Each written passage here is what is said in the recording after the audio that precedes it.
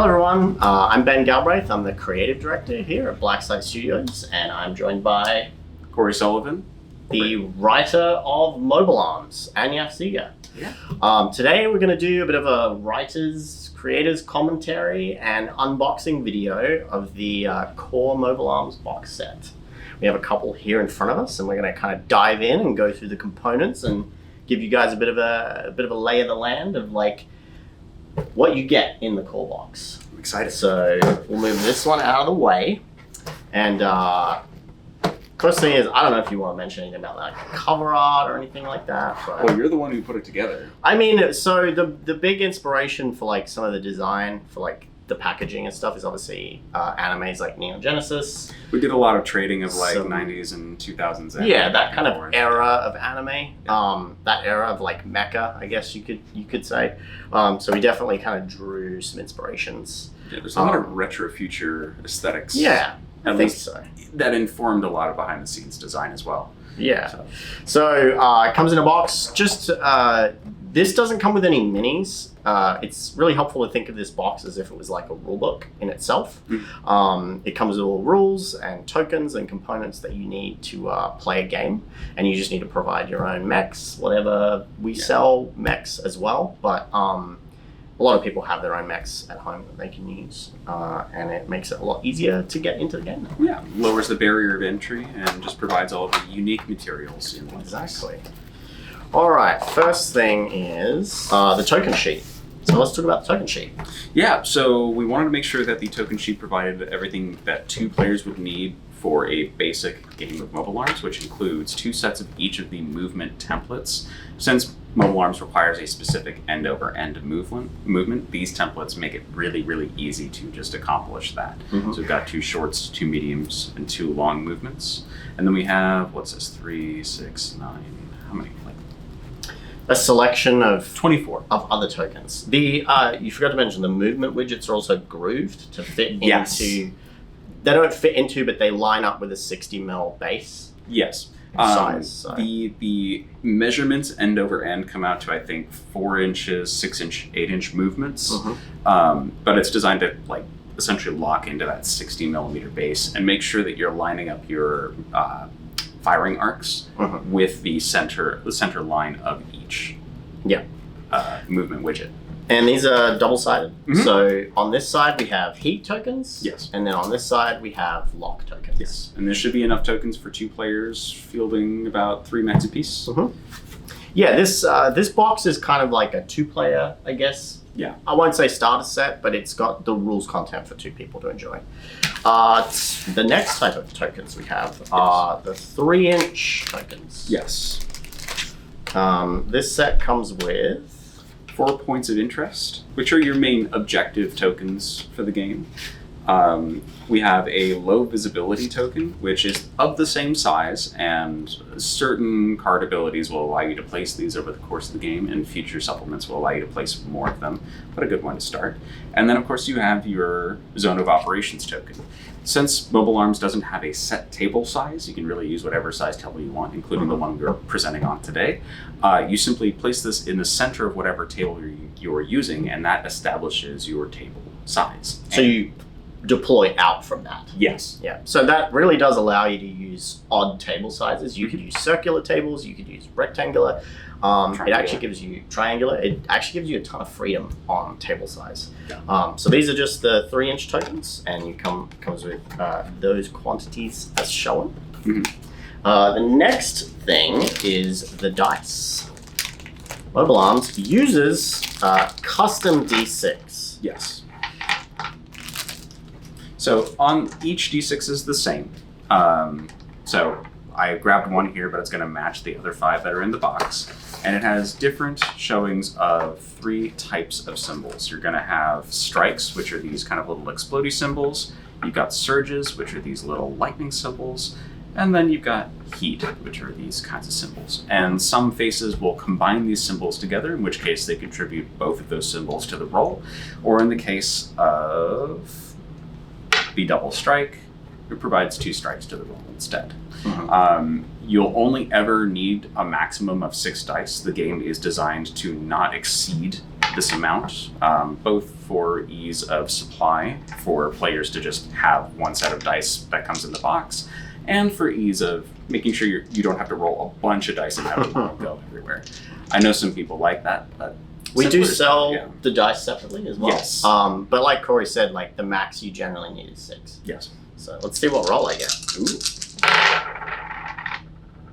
That's actually kind of solid. Pretty good roll.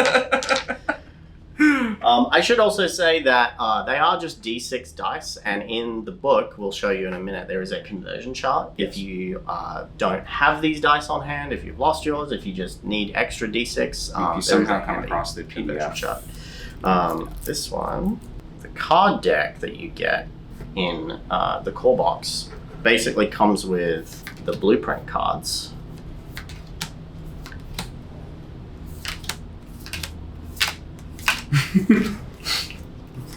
I'm just going to lay them all out so people see exactly what you get. So it comes with these following blueprint cards. Yes. So frames and mobile arms come in 3 different sizes: light, medium, and heavy. Since this is a 2-player supporting box, we wanted to make sure that players had the ability to field any combination of light, medium, or heavy mechs they wanted. And to that end, you'll see that we have a lot of blueprint cards in here. You'll only ever be fielding anywhere from 2 to 4 frames at a time. So you could field up to 4 medium frames, and as you'll see, we have way more than enough frames. Here are some medium ones over here. But we have essentially, if both players wanted to field forces of 4 light frames apiece, they could. We have enough medium frames, which is 6 per side, and then heavies is 4 per side. Yeah, it just mix and match. Gives you some options to like mix and match, and kind of, especially if you're playing with a bunch of different people and they want to like preset some rosters, then it kind of gives you some options. And it has all of the information on the cards that you would need, and that's all described in the rules. Yep. So the next cards, we'll get these out of the way, are the mobility cards. Yes. And you receive that many. Yes. So as we mentioned earlier, you will get a maximum of 4 frames per side. So each frame is a combination of a blueprint plus a mobility card. You need the thing that tells you what your frame does and how your frame moves. This is how your frame moves. In the core box, you'll only really have access to the bipedal option, but we wanted to make sure that players had a bipedal card for each frame that they use.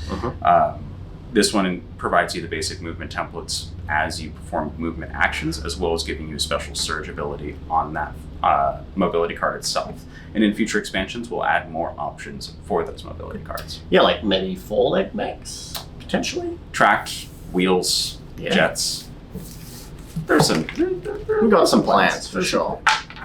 The next one, and I'm not going to lay these all out because there's a lot of them, are the weapon cards. Yeah, upgrade cards. So we've got weapons. Let's see if I can do this. Yeah.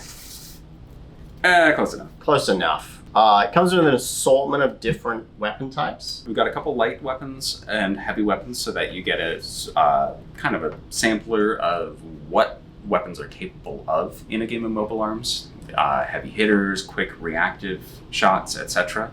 And then on top of all of the weapons, you have various upgrades. So not only are you attacking with these modules that you're slotting into the side of your blueprint card, you also get to modify how your mech behaves, any special abilities that it might get are attached to these cards, etc. You get complete freedom in how you customize your frame.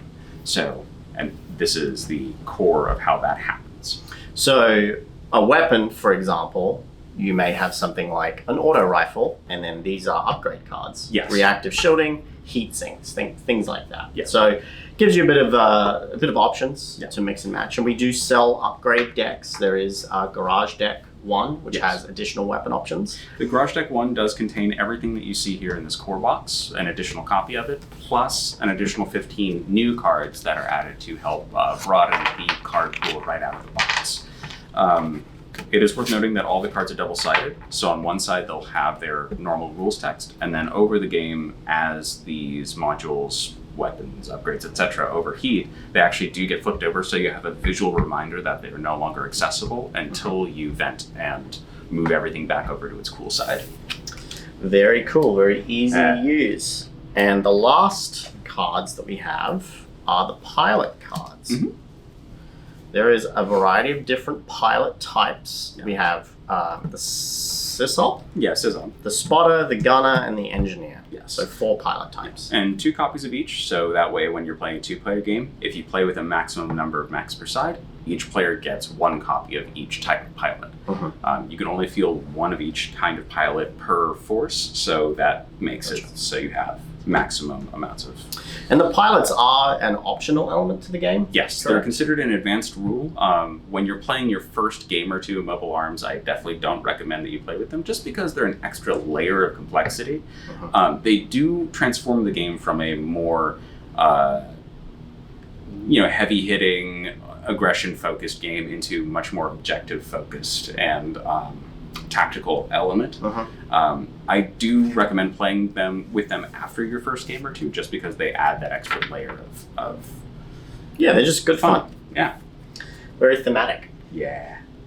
And then the last item in the lineup is the rule booklet. The rules for Mobile Arms are very concise, and they're not simple, but they're very cleanly laid out. So we've kept the booklet specifically as few pages as possible, so it's not like a big daunting book to get through when you're trying to start up a game, and we'll kind of take you through. The cover art is just a replication of the box art.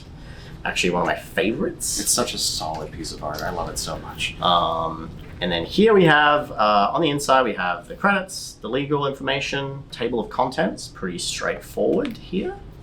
On this spread, we're going to have a little bit about the universe of Mobile Arms. Yeah. About the background, the lore. Yeah, so to essentially enough to justify why you're here, why you're clashing in the first place, and some explanations about the more niche or unique elements of the setting that are already present and referenced in cards from both the core box and in Garage Deck.